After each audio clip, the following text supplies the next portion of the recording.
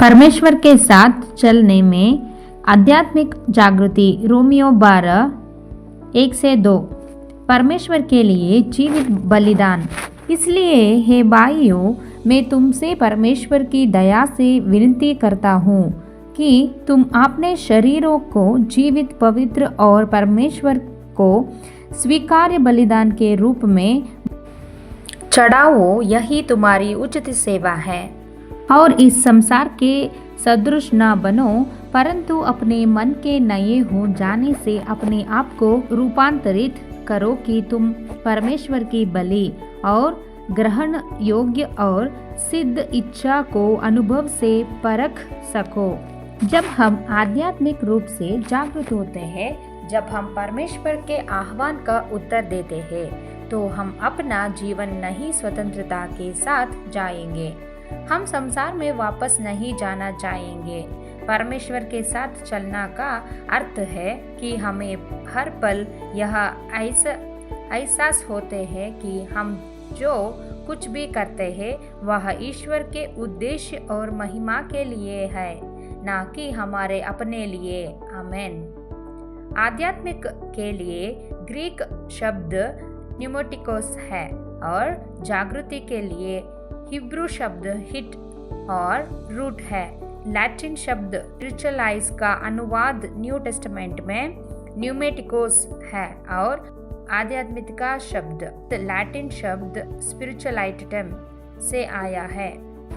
Spirit शब्द Latin शब्द स्पिरिटस से आया है, जिसका अर्थ है आत्मा, भूत, साहस, जोश, सांस। आध्यात्मिकता शब्द इस विश्वास को संदर्भित करता है कि स्वयं से बड़ा कुछ है और यहाँ की ब्रह्मांड प्रकृति में ब्रह्मांडीय या दिव्य है। बाइबल में आध्यात्मिकता को ईश्वर और मनुष्य के बीच के संबंध के रूप में समझा जाते हैं, जिसमें पवित्रता, आत्मा का उपहार, आत्मा में जीवन और आत्मा का अनुशासन शामिल है। बहुत से लोग जो इससे गुजरे हैं, वे इसे जागरूकता या जमीनीपन की एक बड़ी भावना, जीवन पर एक नया व्यापक दृष्टिकोण या उद्देश्य की गहरी भावना के रूप में वर्णित करता है। हालेलुया। परमेश्वर के साथ चलने से सब कुछ संभव हो जाता है। इन पवित्र गुणों का मतलब है कि हम जो उम्मीद करता है वह निश्चित रूप से फलित होगी, क्योंकि जब हम परमेश्वर के साथ चलते हैं तो हमारी और उनकी इच्छाएं एक ही होती है। जैसा कि मैथ्यू 19:26 कहता है, परमेश्वर के साथ सब कुछ संभव है, उसके बिना हम कुछ नहीं कर सकते। यूहन्ना 15:5। अंत में आध्यात्मिक जागृति अंतर विषय जागरूकता का विस्तार है। यह अन्य मनुष्यों, जीवित प्राणियों और प्राकृतिक दुनिया के साथ हमारे संबंध को संदर्भित करता है।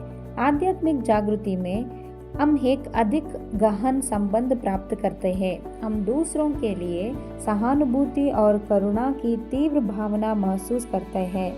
भगवान की जय हो। धन्य है परमेश्वर के लोग। प्रकाशित वाक्य 14:13। तब मैंने स्वर्ग से एक आवाज सुनी जो मुझसे कहा रही थी, लिखो, धन्य है वे मरे हुए जो प्रभु में मरते हैं। हाँ, आत्मा कहती है, ताकि वे अपने परिश्रम में विश्राम पाए और उनके काम उनके पीछे पीछे चले। आमीन।